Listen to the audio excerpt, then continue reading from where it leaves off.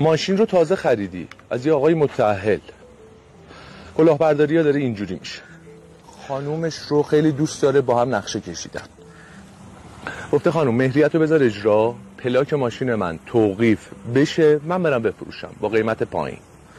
این کارم کردن، رفتن ماشین رو آگهی کردن، قیمت مناسب فروختن، آقا پولش رو داده، رفته تعویض پلاک دیده پلاک بازداشته، توقیفه.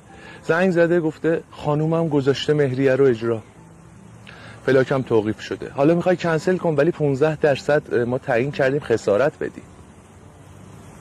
این کلاهبرداری جدیدیه. ماشین میخری پلاکش رو تو این سایت راهور 120.ir بزن، چک کن، استعلامش رو بگیر، بعد قولنامه رو امضا کن، فکرت راحت شه بابت پلاک. اجماع رو داشته باش.